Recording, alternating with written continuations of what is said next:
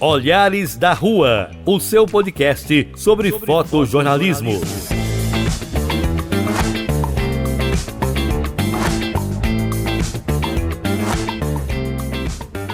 Olá, amantes da fotografia! Eu sou Eronildo Lucas, bem-vindos ao nosso podcast. Comigo aqui para conduzir esse bate-papo, o meu colega Gilberto Rocha. É isso aí, Eronildo. Inaugurando o Olhares da Rua, o nosso podcast, o jornalista, fotojornalista e repórter cinematográfico Rogério Florentino está conosco. Para começar, vamos entender o que é um podcast. Trata-se de uma produção de áudio que pode abordar vários temas, disponibilizada na internet para que você possa ouvir a qualquer momento de forma prática e acessível. Os podcasts são como programas de rádios, mas com uma vantagem de você poder escutá-los onde e quando quiser, seja no trânsito, em casa ou durante o exercício. Nosso objetivo é trazer conteúdos relevantes e interessantes, conectando você a diferentes histórias, informações e opiniões. Meus queridos ouvintes do Olhares da Rua, hoje estamos aqui com Rogério Florentino, que participa conosco de forma remota, direto de Cuiabá. Gostaríamos de avisar que, por conta da participação à distância, a qualidade do áudio pode variar um pouquinho, mas estamos prontos para uma conversa excelente. Então, sem mais delongas, vamos ao episódio de hoje. Nosso convidado começou a fotografar ainda na infância. Atualmente, ele é o vice-presidente do Sindijó-MT, Sindicato dos Jornalistas de Mato Grosso, e também integra a Abrage, a Associação Brasileira de Jornalismo Investigativo. Foi escolhido para ser o nosso primeiro entrevistado, justamente por ser uma grande referência para o fotojornalismo. Rogério, seja muito bem-vindo. Obrigado pela oportunidade de compartilhar com vocês aí. Opa, nós é que agradecemos. Eu fotografo desde muito novo. Desde que eu era criança, eu tenho interesse na fotografia. Muito embora, com o passar do tempo, né, as obrigações e responsabilidades nos levam para outros lugares, né? Porque a fotografia não necessariamente é vista como uma profissão que consegue suprir as necessidades, né? Pagar as contas, né? A verdade é essa. Então eu me formei em outra área e só depois de velho, vamos dizer assim, eu resolvi fazer aquilo que eu gostava. Rogério, além de ser fotojornalista, hoje você também tem um vínculo muito importante com o Sindicato dos Jornalistas de Mato Grosso, né? Sim, hoje eu estou no segundo mandato como vice-presidente do Sindijó. Acabamos de ter eleições agora, a nossa chapa foi reeleita, né? E também faço parte da rede de proteção do Instituto Vladimir Herzog, sendo que hoje eu sou representante da rede de proteção aqui no estado do Mato Grosso, tá? Algo mais que você participa ou representa? Eu também faço parte da Abrage, que é a Associação Brasileira de Jornalismo Investigativo, e também de algumas associações internacionais de meio ambiente, que agora eu não vou lembrar o nome. Quero atualizar você que está ouvindo o nosso podcast Olhares da Rua. O nosso entrevistado aqui é o jornalista, fotojornalista e repórter cinematográfico Rogério Florentino. Rogério, em quais veículos você já trabalhou como fotojornalista? Bom, eu trabalhei muitos e muitos anos, acho que foram 13 anos, se eu não estou enganado, no site Olhar Direto. Conheço, Olhar Direto é uma referência em notícias, né, no estado. Inclusive, muitos amigos deixei lá e tenho excelentes lembranças de lá. Rogério, e atualmente você trabalha onde? Hoje eu trabalho no site conexãomt.com e sou editor-chefe e tenho uma página na internet sobre meio ambiente, que é o lupamt.com. Tecnicamente, Rogério, há alguma diferença entre um fotógrafo amador e um profissional? Boa, excelente pergunta. Olha, o fotojornalismo ele é, por definição, profissional. E é importante que se diga isso porque todo mundo hoje em dia fotografa. E é possível que muita gente que não trabalhe com fotojornalismo produza fotos muito boas. O que não quer dizer que essas fotos muito boas podem ser consideradas fotojornalismo.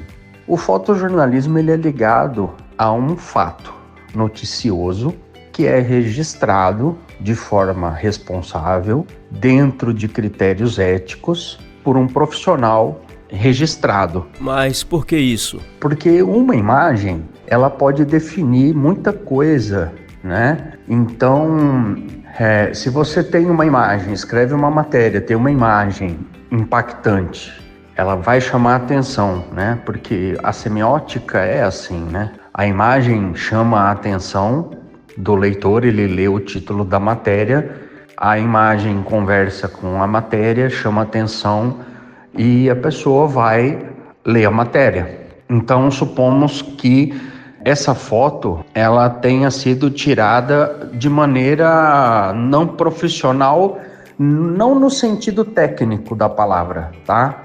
Mas no sentido ético. Rogério, agora você tocou num assunto muito importante, que é a questão da ética. Você pode fundamentar melhor? Porque dentro de um quadro, a gente pode colocar o que a gente quiser, entre aspas, né? As pessoas em geral, elas podem colocar dentro do quadro de fotografia, que não cabe toda a realidade, enfatizar aquilo que lhe interessa, e não necessariamente a notícia. Agora, um profissional não. Eticamente, ele é responsável por aquela imagem.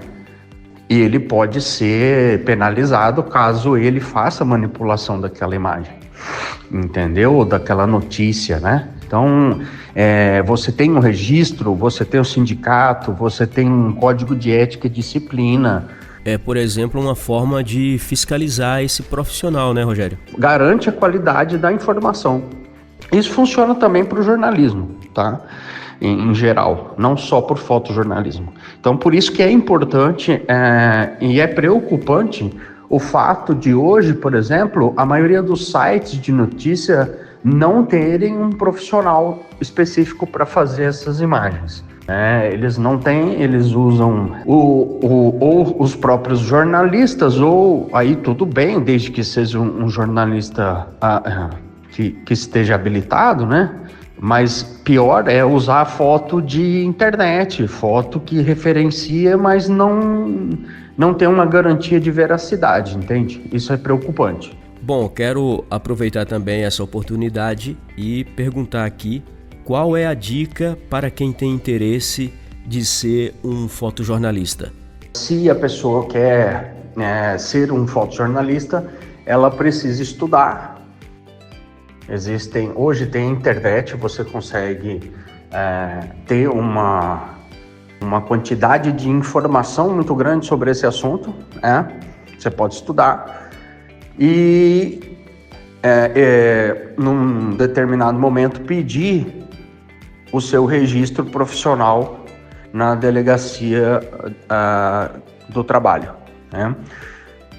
Hoje em dia, não necessariamente você precisa, para ser jornalista ou fotojornalista, ter um diploma.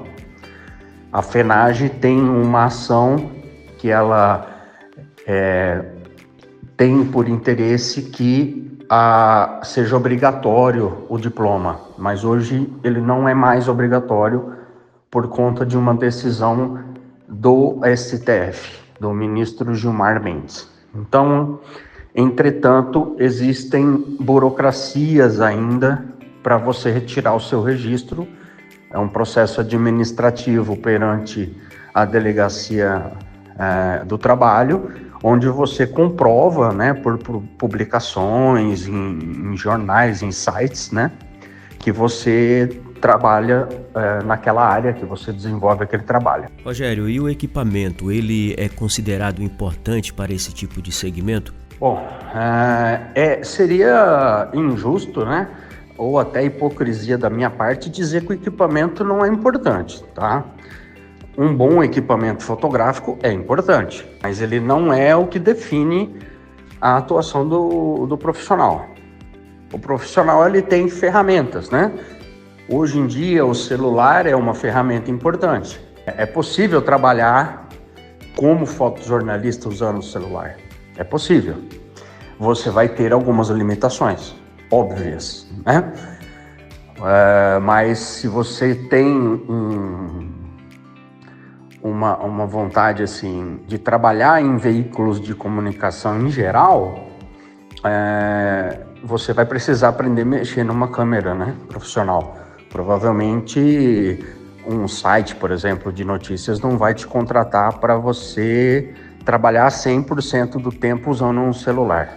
Muito embora, como eu disse, é possível trabalhar com o uso adequado do celular, né?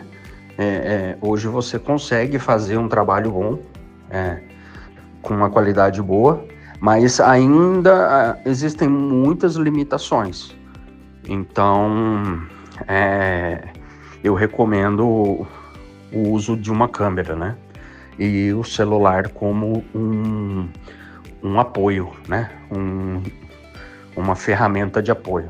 Rogério, vamos falar agora de tecnologia. Qual é o desafio para o fotojornalista em um cenário cada vez mais digital? Então, o fotojornalismo não tem problema com essa questão digital, né? A era digital, ela já está aí faz tempo, né? Eu sou da época do filme, né? A gente tirava foto com câmeras fotográficas que utilizavam filme. Então você tinha vários problemas, porque era muito caro, é muito caro até hoje, porque tá voltando, né, essa coisa de tirar foto analógica, né? E aí você, na verdade, esse filme era revelado e digitalizado, tá? Então, assim, no fim das contas, era digital, né? O que ocorre hoje é que existe a internet que popularizou e democratizou essa informação, os celulares que facilitam muito hoje a captura de imagens. Mas, como eu disse antes, não é porque a pessoa tem uma máquina profissional ou um celular muito bom que ela pode sair dizendo que é um fotojornalista profissional, entende?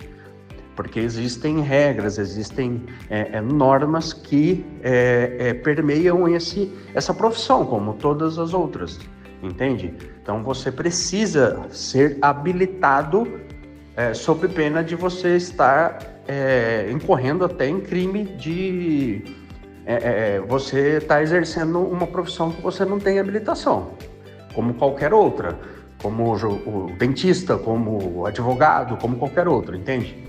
Você acha que a inteligência artificial ajuda ou atrapalha o fotógrafo e o fotojornalista? Essa é uma pergunta interessante, né? Porque, assim, a tecnologia, ela vem evoluindo de maneira que a gente, hoje, por exemplo, um programa que eu utilizo muito é o Lightroom, que é da Adobe, e ele oferece algumas ferramentas de inteligência artificial. A gente tem que saber separar o que é útil para o fotojornalista na inteligência artificial e o que é proibitivo, o que é proibido. Por quê? Por questões éticas. Você encontra nos sites normas éticas, por exemplo, de atuação de profissionais. Eu sugeri ao presidente, e ele aceitou, o presidente do Sindijor, que nós criássemos uma diretoria da Arfoc dentro do Sindijor, que é, na verdade, quem tem o dever de fiscalização, porque a gente tem associação de radialistas, pode ter até associação de jornalistas, entendeu? Não tem problema, mas no final, quem tem a responsabilidade de fiscalização e a legitimidade de representação é o sindicato, porque ele tem a carta de concessão. Então, a ideia é essa. Então, a ideia é criar a Arfoc. A Arfoc, ela tem, se você investigar, a gente usa muito como referência agora, né, Arfox São Paulo, que eu sou filiado também, e lá tem um conjunto de regras, né, que são as normas de ética, né? Então, assim, a Folha de São Paulo também tem, eles têm algumas regras do fotojornalismo. Então, para participar de concursos como o WordPress também, você tem normas rígidas, né, a respeito do que pode ou não pode ser feito na fotografia. Então, assim, eu posso utilizar inteligência artificial no fotojornalismo, por exemplo, para tirar a granulação da imagem.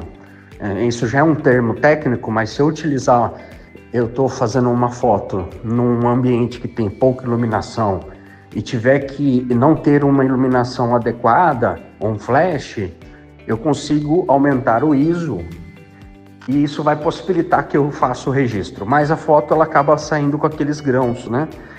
E isso pode ser hoje removido via inteligência artificial, que faz um excelente trabalho. Então é possível, a gente usa isso, entendeu? Clareamento de áreas com escuridão, né? Então, assim, são retoques que você pode utilizar na imagem sem comprometer a imagem como notícia, né? O que eu não posso fazer no fotojornalismo? Ir lá incluir um elemento dentro da imagem que não estava lá. Ou até gerar uma imagem. Se eu gero uma imagem, o que hoje acontece, você faz a notícia, você não tem o direito autoral daquela imagem, ou você não possui uma imagem, você cria uma imagem artificial para ilustrar aquela matéria. Mas é obrigatório perante o público, né, que você coloque: esta imagem foi feita por inteligência artificial, para que as pessoas saibam disso. Senão você vai estar enganando as pessoas, certo? Então, o ideal é usar um profissional, é ter um profissional. Então, não vejo problema no uso da inteligência artificial, mas dentro das limitações éticas da profissão de fotojornalista. Estamos chegando ao final do nosso bate-papo, uma conversa esclarecedora com o jornalista, fotojornalista e repórter cinematográfico Rogério Florentino. Quero aqui abrir o microfone para o meu colega aqui, que coordenou comigo essa entrevista, esse bate-papo, Gilberto Rocha. Pois é, Ironildo, agradecendo aí ao Rogério Florentino e agradecendo os nossos ouvintes. E esperamos vocês nos próximos episódios com Olhares da Rua. Até lá. Valeu, Gilberto. Rogério, o microfone é seu para as suas considerações finais. Muito obrigado por ter vindo aqui para esse bate-papo especial no Olhares da Rua Podcast. Bom, para encerrar eu queria agradecer, obrigado, né? Fico lisonjeado você ter me chamado para fazer essa entrevista, né? Espero que você tenha sucesso aí e que eu possa ajudar outras pessoas também, caso precisem. O meu trabalho eu coloco no Instagram, o meu arroba é @Rogério_Florentino_Pereira. Então, todo o meu trabalho de foto, eu publico lá, uso como portfólio o meu Instagram. Quem quiser pode me seguir lá, se tiver alguma dúvida pode me chamar e conversar, o Instagram é aberto. Tudo bem? Obrigado aí, um forte abraço. Obrigado, Rogério. Valeu, pessoal. Nos encontramos no próximo episódio, onde conversaremos com o fotojornalista amador Paulo Armando, proprietário do jornal A Folha do Médio Norte. Até lá. Olhares da Rua, o seu podcast sobre fotojornalismo.